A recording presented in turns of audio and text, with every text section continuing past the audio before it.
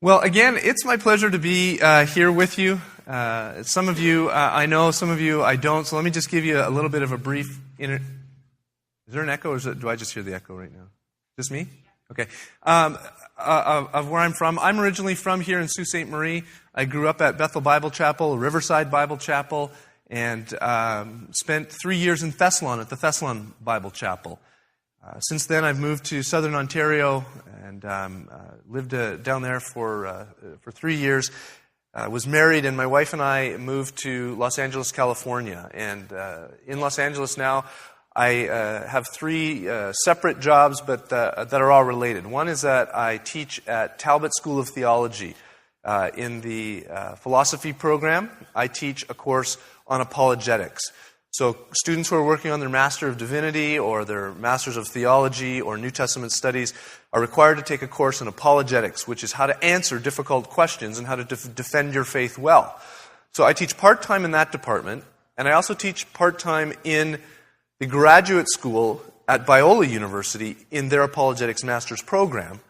And then I teach full-time at Southlands International Christian School, which is a school for students who are coming from, mostly from China and some from South Korea, so that they can come to an American school, receive an American university. Their parents will send them here, and I teach those students their worldview course in the Bible department. So that's what I do sort of on a full and part-time basis.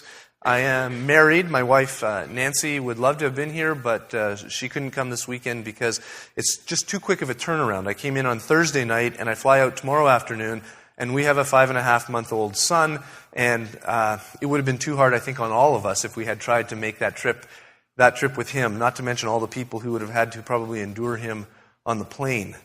So that's where I'm from. My heritage is here. My family attends the chapel.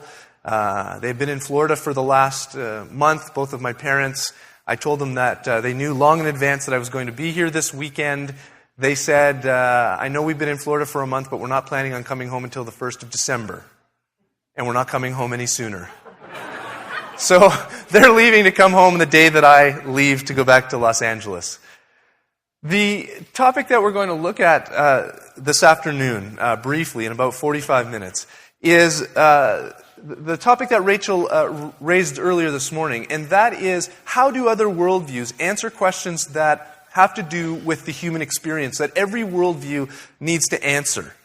And the reason why I've chosen the topic of morality for us is really for three reasons. One is because it is something that we all experience, we can relate to, and we understand. You don't have to be a philosopher or a scientist to relate to the concept of morality. We all understand what we think is good and what we think is evil, and we all have opinions on those things. The second reason is because it has traditionally been one of the stronger arguments for the existence of God. And it's been a strong argument for a number of reasons, and one of those is just what I had mentioned. It's something that resonates with all of us. And when I say argument, I don't use that in a pejorative or in a conflict, to imply any type of conflict. I just mean that it's been one of the reasons that we've offered to people who are searching or people who are attacking as a reason for the existence of God, to sort of ground our belief, to show that it is rational and that we do have reasons for what we hold, that faith is not an irrational leap in the dark.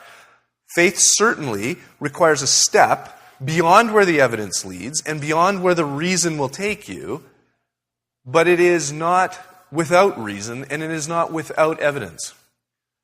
The third reason I wanted to address this particular topic and attach it to atheism is because within the last 5 years, there has arisen in North America a militant atheism, and that's not my term, that is Richard Dawkins' term.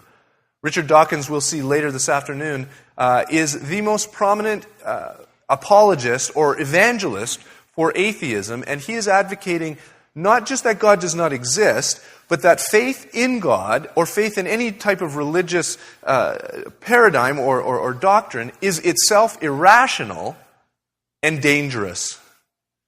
Since 9/11, there have been a number of outspoken non-theists or non-believers or openly antagonistic atheists who say, enough is enough.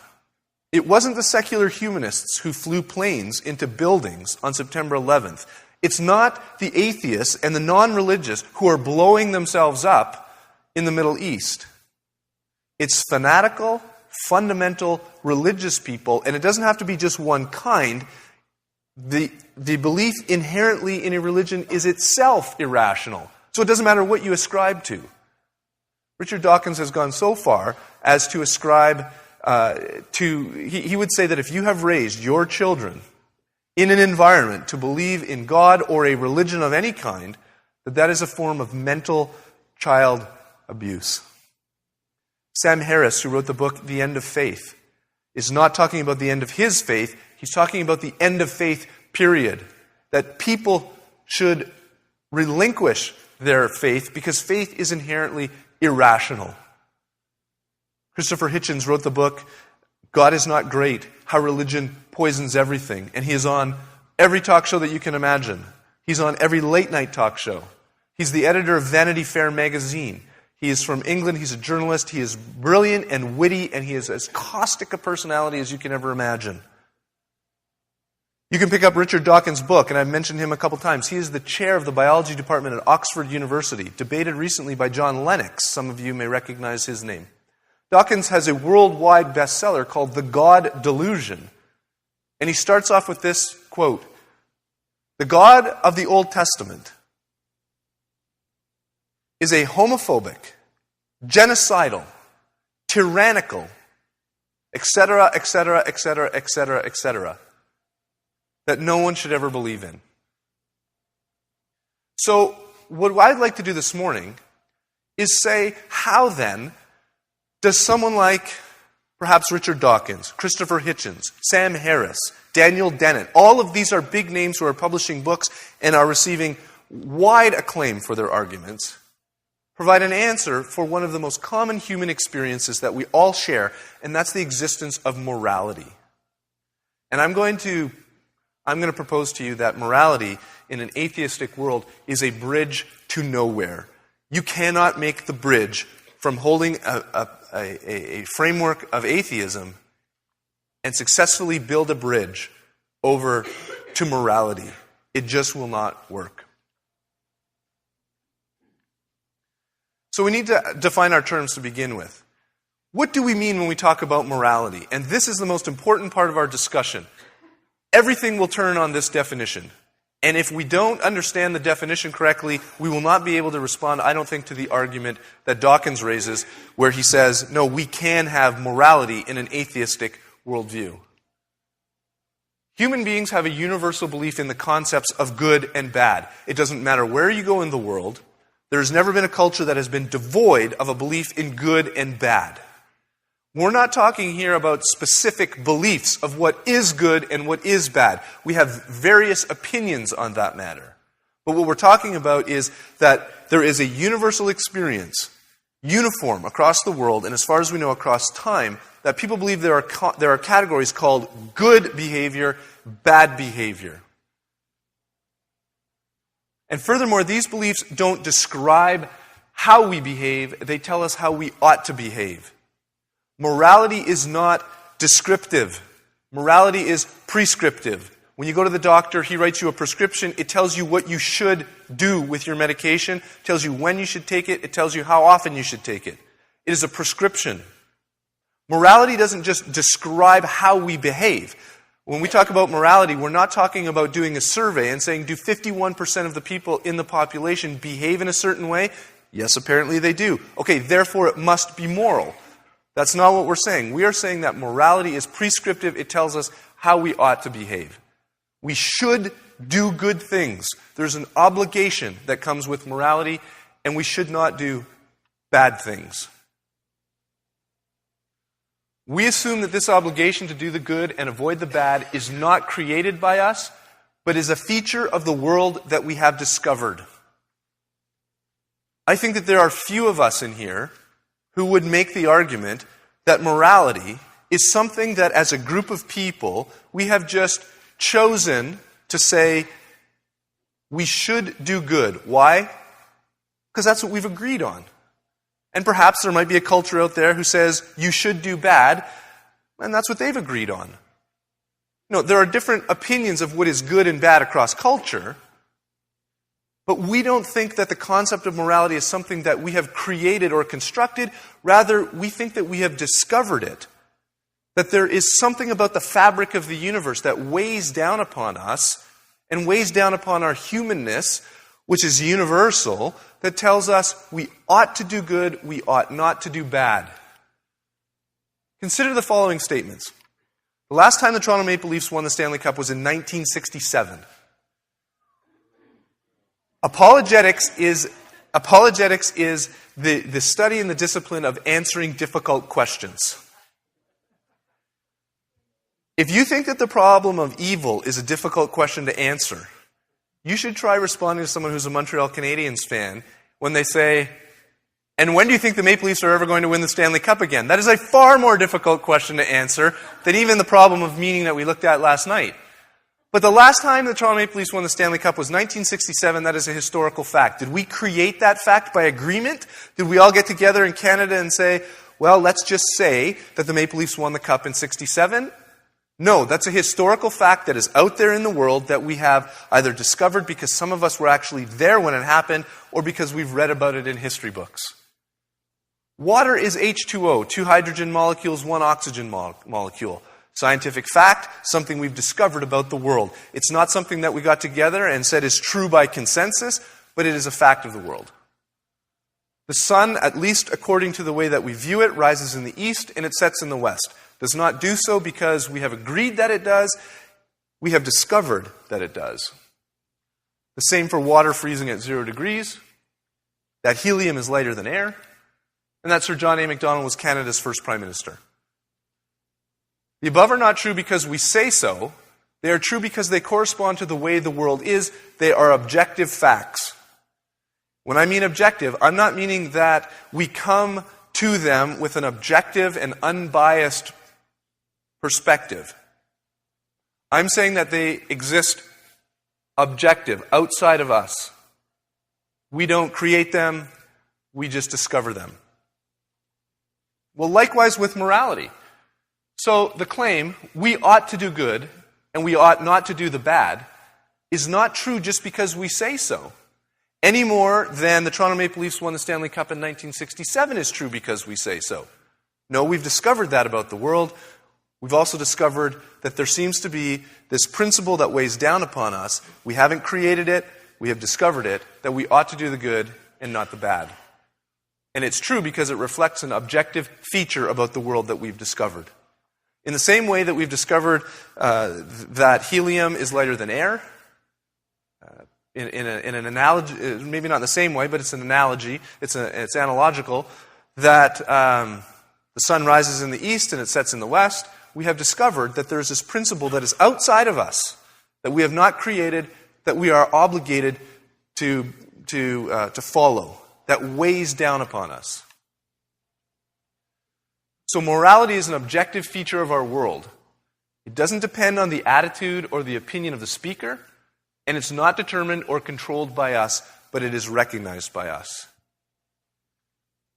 We have different moral opinions. In the United States Constitution, it says that we hold these truths to be self-evident, that all men are created equal. That is a moral opinion. In India, over the last 100 years, that is not a self-evident belief for them because they hold to a caste system that you are born into the system that you are, and you are either, if you are an untouchable at the lowest end, then you are not a Brahmin in the priest class at the highest end. You are not clearly equal. Those are different moral opinions. But in India, they believe that you should do good and you should not do evil. And in the United States, they believe that you should do good and you should not do evil. The concept of morality is something that both cultures agree on, even though they have differing opinions as to what the good and the bad sometimes are. Now, if morality were not an objective feature of the world, here would be some of the consequences. Morality would simply become a matter of taste, kind of like picking a color or flavor or musical instrument. No one ever says, Craig Delandria, what is your favorite color? Red. Well, is that immoral? Not immoral. Bruce, what's your favorite flavor of ice cream? Anyone else? Chocolate, tiger. Are either of these positions right or wrong? Chocolate is right. No, because it's simply just a matter of taste. It's not a moral issue. A particular musical instrument that you might like to play is a matter of taste.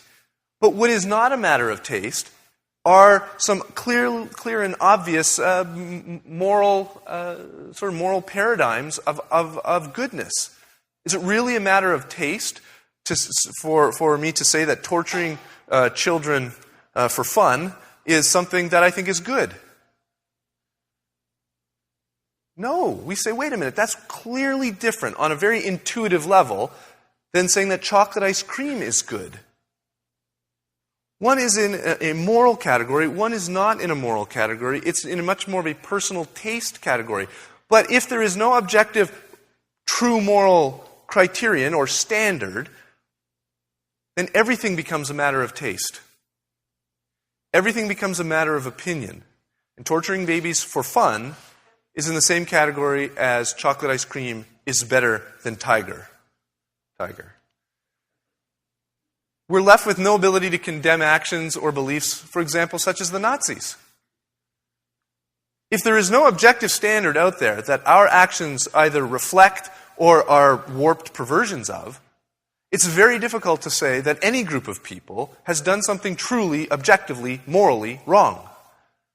During the Nuremberg war trials, when a number of the SS were brought in and they defended themselves based on the argument that we were following the morality of our culture and our country, and we are a sovereign country, and you have no right to pass judgment on us. You have no right to judge us according to your morality. And the response by the United States prosecutor was this, that there is a higher law above the law of countries, and that they had violated it. But if there is no such objective standard, if it is something that we create, or it is something that is based on agreement by group consensus, then what is right and what is wrong depends on your group and your consensus. There certainly would be no moral progress. We can say things like, this is better or this is worse, because things are better or things are worse in relation to a paradigm or an exquisite example.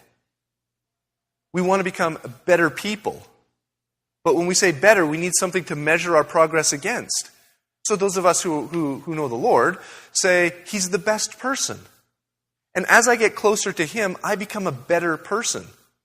But if there's no standard out there by which you can judge your progress, then there is no progress whatsoever. There's just sort of change in either direction. If morality isn't something that truly exists and is really out there, that we don't create but that we discover, then people like Martin Luther King, Gandhi, who are social reformers, who have stood up and said, this culture is wrong, slavery is wrong,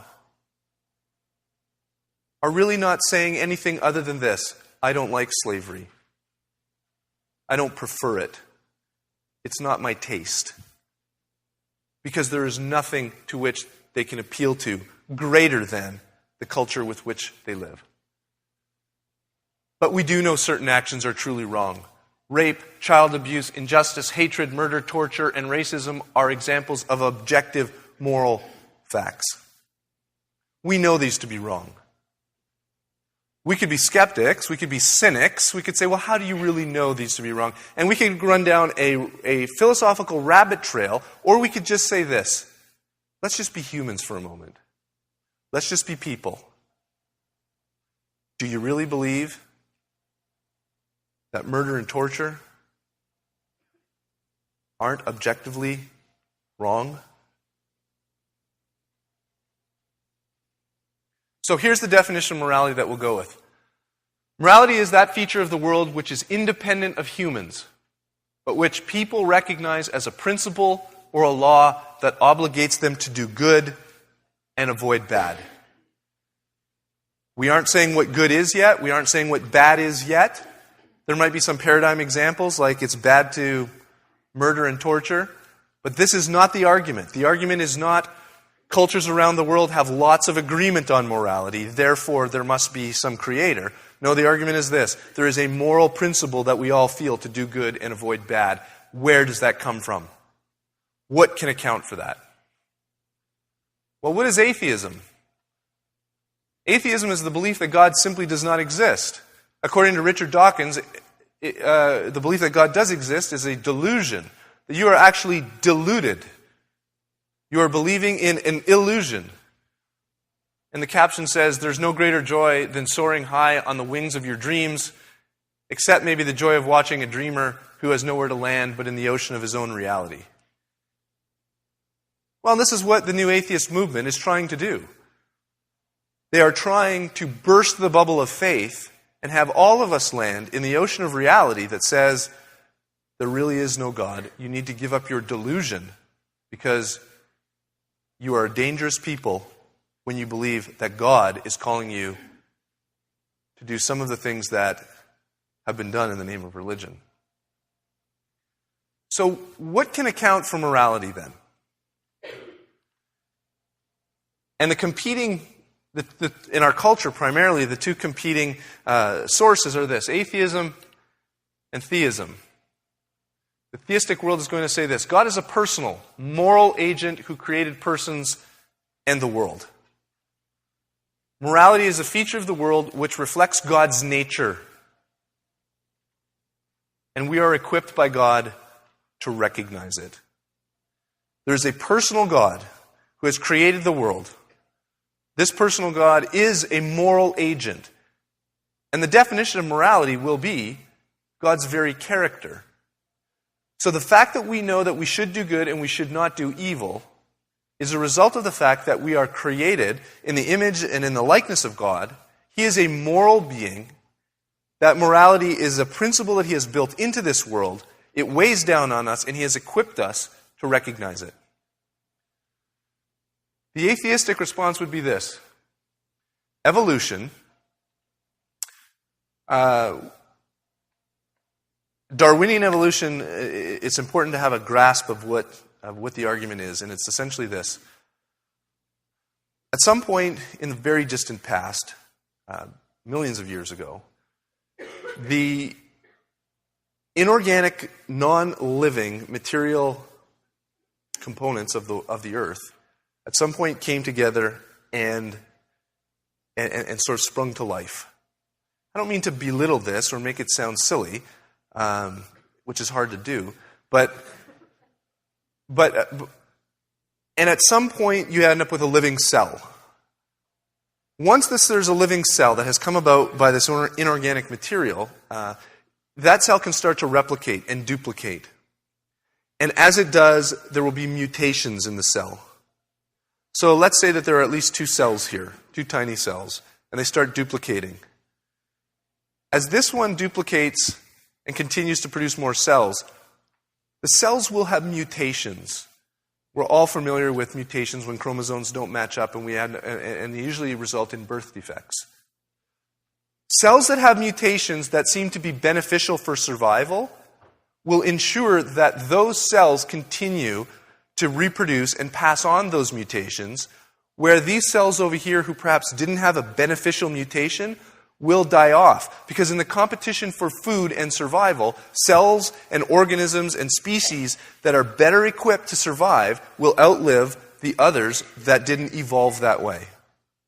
So whatever is a beneficial mutation that helps you survive and pass on your genes will be selected by nature, in a sense, to ensure the survival of the fittest species. And that's the Darwinian account, the evolutionary account of how we've arrived. It's difficult for them to answer the question of how the inorganic molecules somehow came to life. No one is even in agreement on that or has proposed any reasonable theory about how that's supposed to work. But once they come alive, the theory says that you can account for everything that you see on the human or the animal world based on mutations of genes that have had beneficial adaptations And so therefore, those are the ones that have survived. And congratulations, you are part of the species that have had the greatest beneficial mutations. You've adapted the best to your environment, and you are now at the top of the food chain. Well, our moral sense is a genetic mutation that has enabled us to survive. Darwinian evolution, according to the atheist, has to account for all of human experience. If we are moral people and we have a moral sense, it has to be accounted for by evolution. And so, our moral sense is a genetic mutation that has enabled us to survive. The fact that that those of us who have evolved into moral people are the ones who outlived perhaps a group of humanoids that weren't moral people is because this moral sense that we have has helped us to adapt and survive better.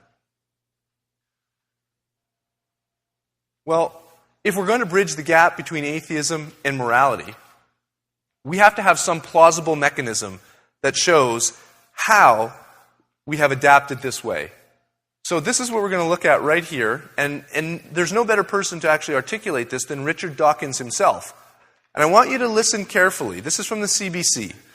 I don't know who the gentleman is. Some of you will recognize him who is doing the interview, but he asks some excellent questions. And listen to what Richard Dawkins says is the reason you have moral urgings to help people outside of your own family.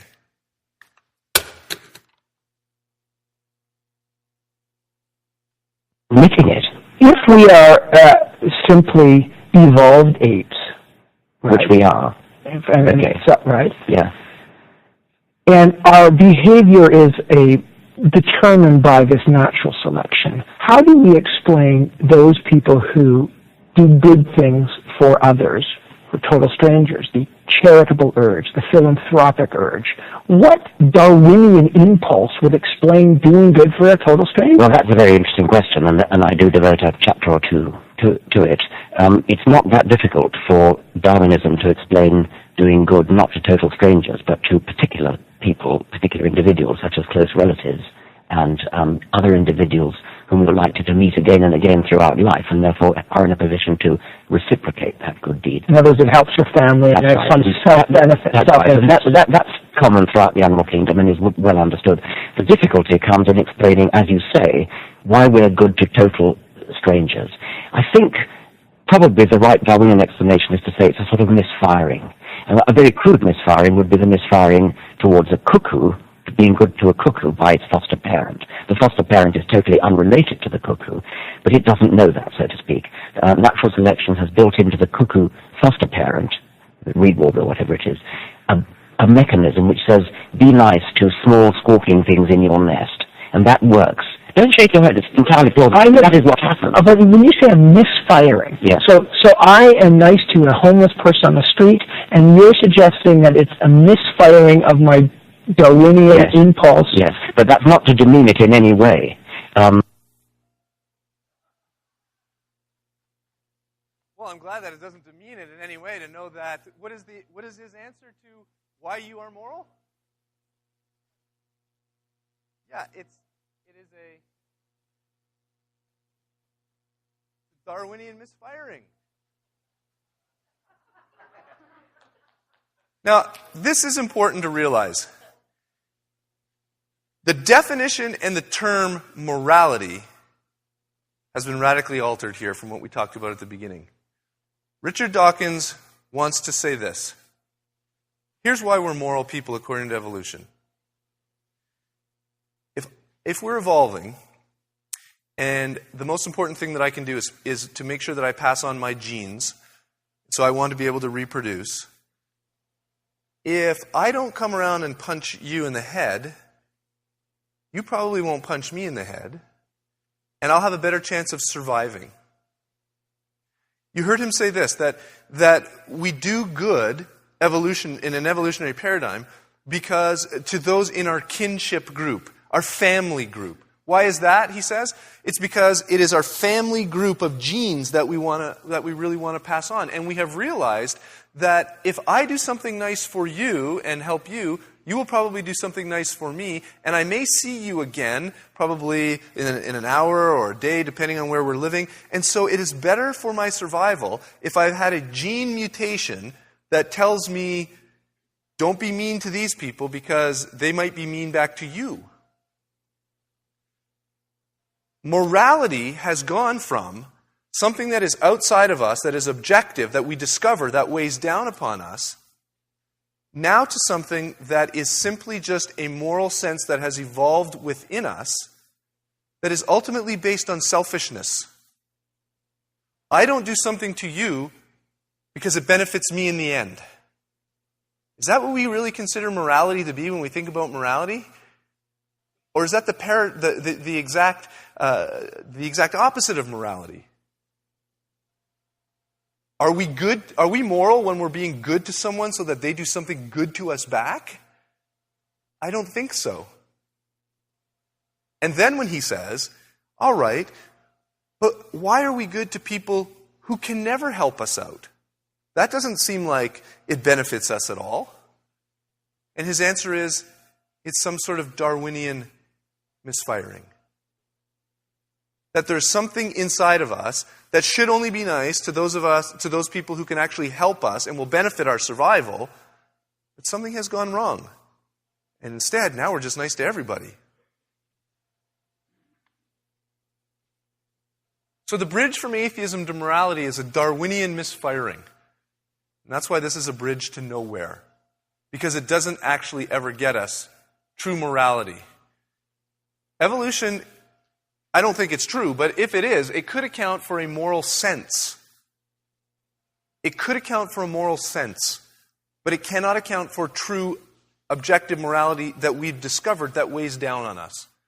If morality is an objective feature of our world, evolution has nothing to do with objective features of the world. Evolution has to do with us and our makeup and our biology, but it has nothing to do with the objective nature of the world. So when Richard Dawkins talks about a moral sense, he's talking about something subjective inside of us, but he's not talking about something objective outside of us that weighs down on us. He says this, according to atheism, evolution can account for a moral sense. He calls it an instinct or a lusting to do good. We have lots of lustings, he says. He compares it to the impulse for sexual intercourse. He says, well, we also have a lusting to do good. But this says nothing about whether it is really wrong to torture babies for fun. It just simply means that we have a subjective aversion to such behavior because it's evolved in us and it was beneficial for our survival. Let me just unpack that for a minute. Dawkins says that something is moral if it has helped us, essentially, to survive. Treating people nicely helps me survive. That has built a sense of obligation, perhaps, in me, and so therefore I want to treat people nicely. But what happens if torturing babies for fun helped me survive? Would that be moral? Because morality, according to the evolutionary story, is something that is a sense that has evolved in us. Not something that is outside of us that we recognize.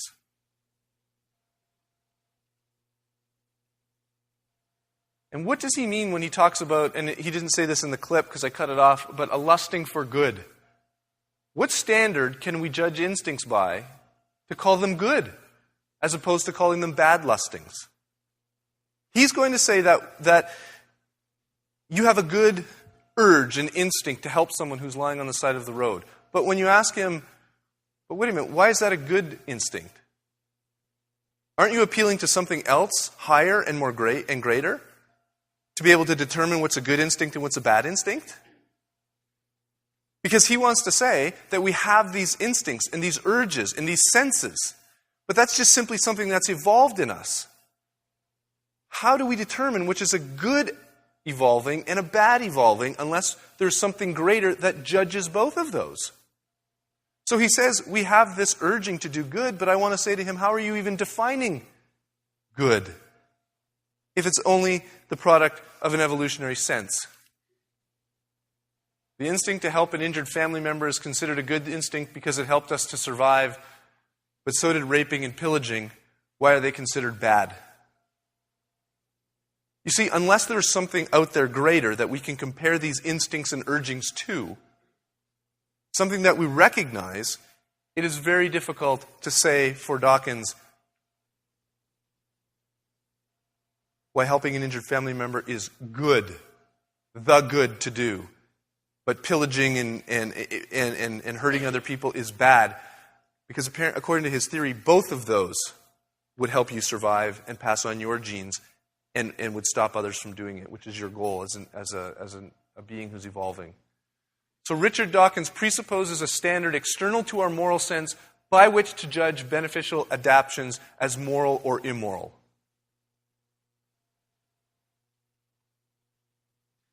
This is a quote by Greg Kokel, and I think he summarizes it very well.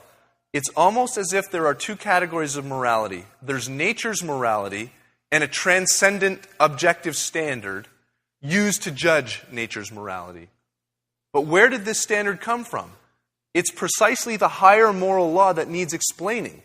If transcendent morality judges the morality that evolution is responsible for, then it can't itself be accounted for by evolution.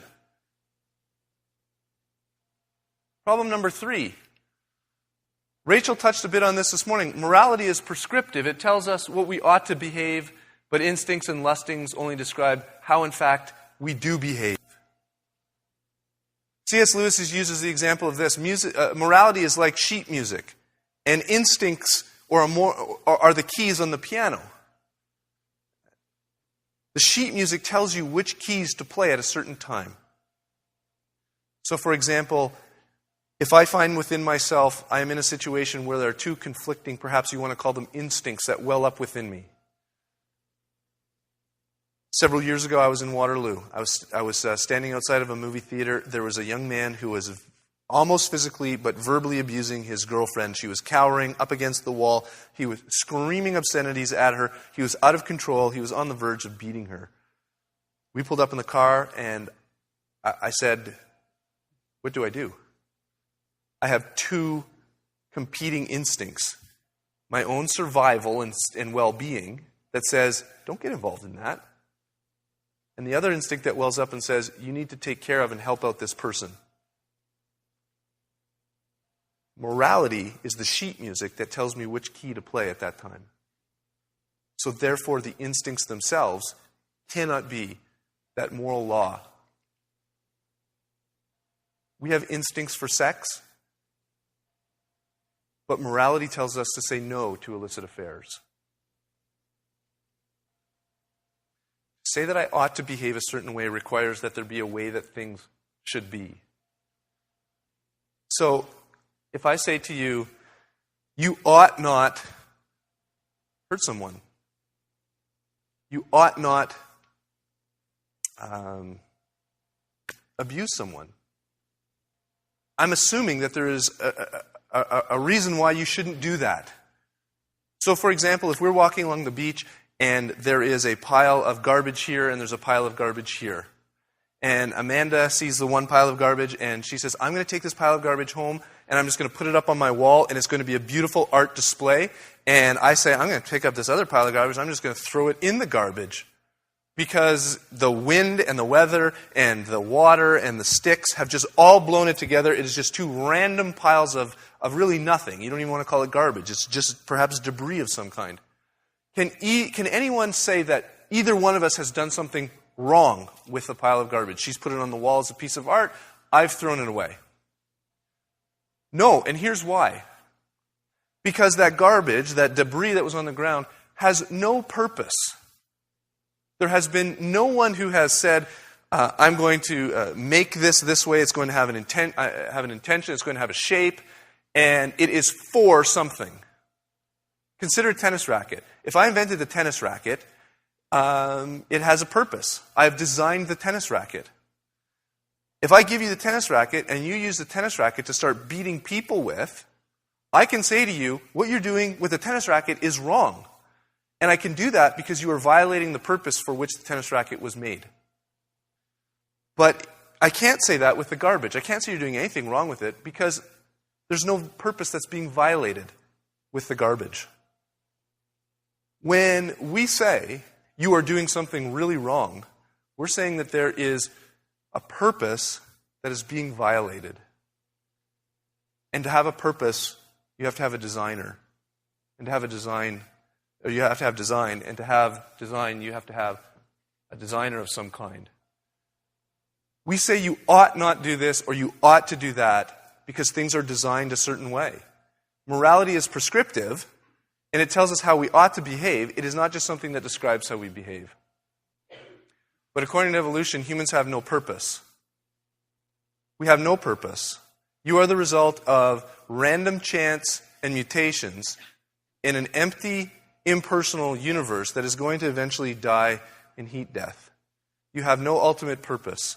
You have no mind behind you that has created you or designed you for anything. So why is it that I ought not hurt you and why I ought to love you? Because I'm not violating any design or I'm not violating any purpose if I do. Number 4, useless people. The evolutionary theory of morality allows for the killing of the aged and the sick who do not contribute to our survival but steal resources from those of us who do. You might say, are you kidding me? Well, let me introduce you to someone. This is Peter Singer. Peter Singer is been described in a number of different ways. He's the ethicist, the professor of ethics at Princeton University in New Jersey. Ivy League school, great reputation. He's been known as the most influential philosopher alive today. He's also known as the world's most dangerous man because his ideas are so influential and they trickle down and his ideas are barbaric. Peter Singer advocates not only abortion and euthanasia, which is the killing of people who either are at a place in life where they have their well-being is eclipsed by their suffering. He also advocates for infanticide, the killing of born babies. Born babies. At one point, his cutoff line was 20 days. If a baby had been born within 20 days, the parents decided that having that child would be too much of a burden and suffering on them because the child has some congenital disease and also the child will have some suffering that they felt that the child didn't need to go through. Peter Singer advocates that they should have the right to be able to put that child to death. And he teaches at Princeton University. He came to Los Angeles this summer, and I had the chance to spend a little bit of time with him. And I asked him the question, by what do you determine whether things are right or wrong? And he said this, well, the greatest good for the greatest number of people should always be done, and we should consider suffering as a major component of that question. I don't like people to suffer, he said. And so if someone is seriously suffering and they are taking resources away from the greater good of people, and if someone is going to die anyway, then we should have the right, those of us who are bearing the burden of caring for these people, to put them out of their suffering, to euthanize them. Likewise with children. We should be able to take their lives because in the end it will reduce their suffering and it will free up resources because they are useless. Eaters is the word that he uses. Useless eaters. Well, this is Harriet McBride Johnson. Community activist, she's a lawyer. She's also an activist and an outspoken rights advocate for those who are severely disabled. Peter Singer is a very gutsy guy, because he invited her to Princeton for a discussion, a public forum on euthanizing, killing people like Harriet McBride Johnson, who are suffering and at some point in her life will not be a contributor to society and will not advance the cause of human race. Now, you would think that in a discussion where someone is an advocate for the rights of people who are in her position, and obviously has a sympathetic case because of her position, would have won hands down in the debate. But she left saying that Peter Singer's logic was something that was so tight that she couldn't get her head around it and find an answer for. And the reason for it is this. Because she is also an avowed atheist, as is Peter Singer. And whenever Peter Singer would label her arguments as the sanctity of human life or the dignity of persons, she would always say, wait a minute, don't use those terms because those are religious, theistic terms. I am not a theist, I am an atheist, so I reject the term the sanctity of human life. When Peter Singer pushed her and pushed her and pushed her with the logic of his conclusions that says, if you believe that you can abort a baby before it's born, then what's the difference whether you can take its life minutes after it's born? Then why can't you put someone out of its suffering at the end of their life? She realized that the only recourse that she had was to appeal to the fact that she didn't like it because it went against her own preferences and tastes and opinions. She had nothing greater to appeal to than her own moral tastes. This is Jeffrey Dahmer, and he's problem number 5 for the atheistic worldview. Many of you will recognize Dahmer. He, between 1987 and 1991, killed 17 people in Milwaukee, Wisconsin. His crimes are so heinous, I can't even tell you all of the things that he did. But he killed 17 men, and believe it or not, the least of which is that he ate parts of them and kept them in his home. He went to prison, and through his father, who had become a Christian later in life, Dahmer eventually became a born-again Christian. You'll hear his testimony here. But what he's going to tell you is that he believed that since there was no one to be ultimately accountable to in the end, because it was just this evolutionary moral sense, that why should he behave the way everyone wanted him to behave? And listen what he has to say. Blaming other people for other things. So I alone am the one who's responsible for what's happened. Let me ask, when did you first feel that everyone is accountable for their actions? Well, thanks to you for sending that creation science material, because I always believe the lie that evolution is truth, the theory of evolution is truth, that we all just came from the slime, and when we died, that was it. There was nothing.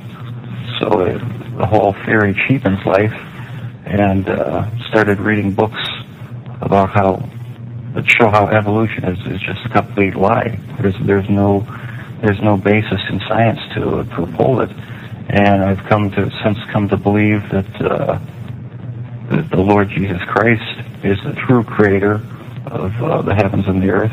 It just didn't just happen, and I have accepted Him as my Lord and Savior, and I believe that I, as well as everyone else, will be accountable to Him.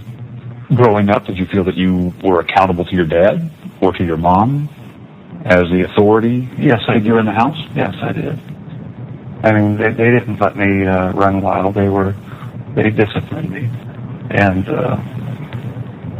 so I felt accountable to them. But afterwards, after I left the home, that's when I started wanting to sort of create my own little world where I could be the one who had the complete control, where I didn't have to bow to anyone else's demands, and I just took it way too far. Well, at that period of time, I had drifted away from a belief in a supreme being, and I never, as a result, passed along the feeling that we are all accountable in the end. He owns us. And that basic concept is very fundamental to all of us. You feel that the absence, at least for a while, of a strong religious faith and belief For some years. may have prevented you from instilling some of that in Jeff. That's right. Is that how you feel? Yes, I think I had a big part to do with it. I mean, if a person doesn't think that there is a God to be accountable to, then what's the point of trying to modify your behavior to keep it within acceptable ranges? That's how I thought, anyway. And I've since come to believe that the Lord Jesus Christ is truly God, the Father, the Son, and the Holy Spirit. They're the only true God. Jeffrey Dahmer is an extreme case, and I hesitate using him for one reason, because it's very sensational.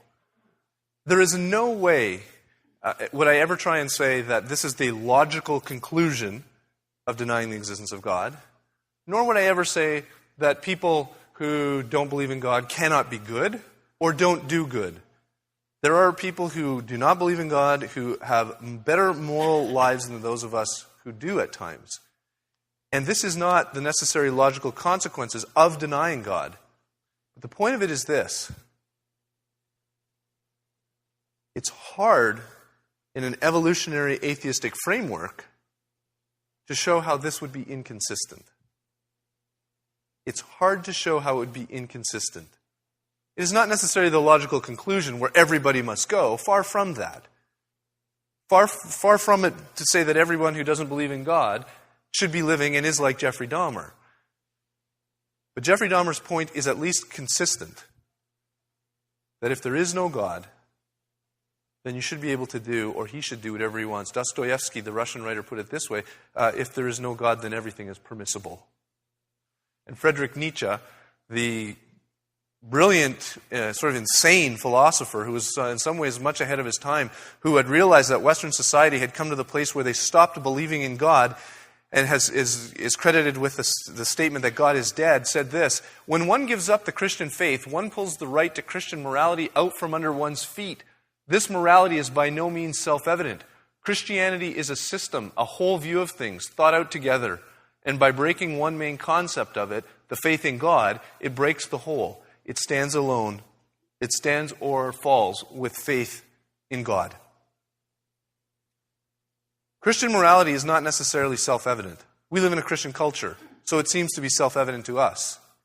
But Nietzsche's point is correct, I think, that it's not self-evident. And when you give up the belief in God and you try and hold on to Christian morality, you are holding on to a structure that has no foundation. So when atheism wants to talk about bridging the gap between atheism and morality, it makes the argument that it's a Darwinian misfiring that gives you a sense that tells you you should not do this and you should do that. But it says absolutely nothing about true morality. The objective fact that we know that we should do good, that we know that we shouldn't do evil, that weighs down on us and is outside of us. Because conceivably, if we had evolved differently, we would have a radically different morality, according to atheism. And none of us really believe that that's the case, that we could have evolved with a completely backwards morality, where we would think that torture and abuse and cowardness and lying and betraying is a good thing. So it's a bridge to nowhere. So let me close in the next couple minutes just by saying this. What does morality need that evolution can't provide? Well, what's required for morality? Morality requires certainly something in its source that is personal. If there is this law that weighs down on us, that tells us to do the good and avoid the evil, there needs to be some sort of lawgiver. All of the laws that we know of that are prescriptive, that tell us what we ought to do, all come from a personal source. There are physical laws of the universe that are not prescriptive. The law of physics, the law of gravity, those are just laws that describe the way the universe behaves. But any law that we come into contact with that tells us how we should behave always has a person or a mind behind it. The government says don't speed. The government says this is the speed limit. The government says this is the fine. That's a law that tells us how we ought to behave. There's a mind behind it. The source also needs to be universal, because at all times and places, everyone recognizes a moral obligation. And whatever's behind the moral law that weighs down on us, it needs to be supremely authoritative, because we all recognize we are obligated to submit to morality over and above earthly authorities that conflict with it. So if an inferior is told by Adolf Hitler to do something, Hitler has tremendous authority, and that person should submit to him. But the SS and those in the concentration camps should have said no and submitted to a higher moral authority that was weighing down on them, that what they were doing was truly, really wrong. So whatever's behind morality needs to at least be personal. It needs to be timeless and universal. It needs to be supremely authoritative, because even when there are superiors over us who tell us to do things that we know that we shouldn't, we have the obligation to obey the moral law to do the good and avoid the bad. And it needs to be external to humans, because we discover it, we just don't create it. And finally, I mentioned this earlier, morality implies design, because morality comes with an obligation. Obligation implies that there's a purpose. Purpose implies that there's a designer. God is timeless and universal. God is personal. God is all of the things that morality requires for a source and for a foundation to explain why we have this internal, intuitive knowledge of an external, objective moral law.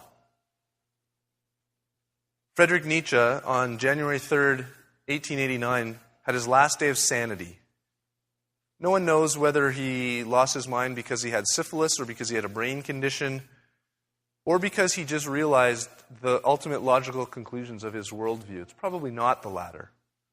But on January 3rd, 1889, in Turin, Italy, he walked into a square and he saw a man just viciously beating the horse that was pulling his carriage.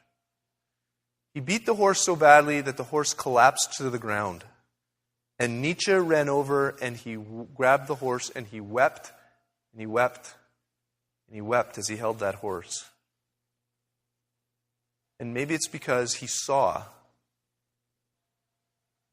the consequences of saying that there is no God leaves you no higher standard to appeal to say that you shouldn't treat anyone, even horses, this way. And it's no coincidence that the century after, that on the heels of Nietzsche's declaration that there is no God, has been the bloodiest century, more bloody than all of the others combined before it. Because we have lost an objective moral criterion that weighs down upon us, and we have traded it for a morality that we construct based on our own opinions and our autonomous human reason in our groups and in our communities. And when that happens, we are without any foundation higher than our own personal tastes and feelings to appeal to say what you're doing is truly wrong. Why should I care for you? Why should I love you? Why should I not beat you and abuse you and take you for what I can get? Because you're made in the image and the likeness of God and you have true value and dignity, and you shouldn't have your purpose violated by me.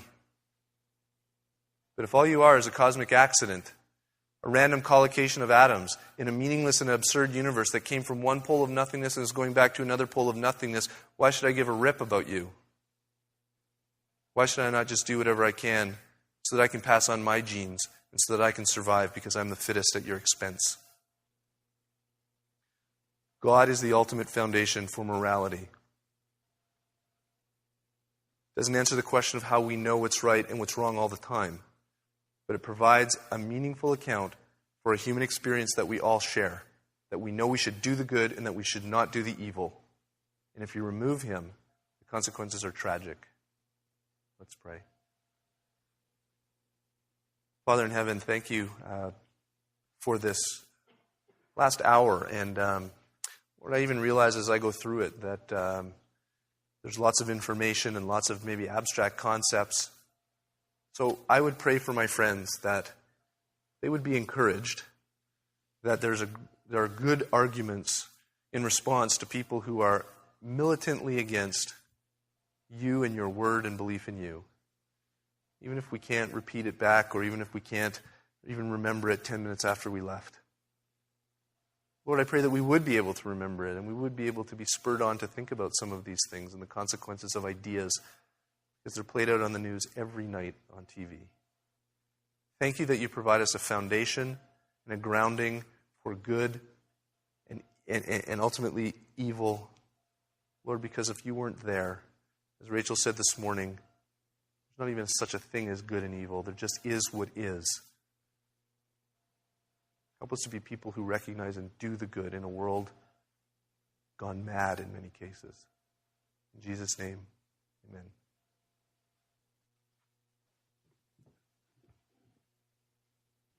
Thank you.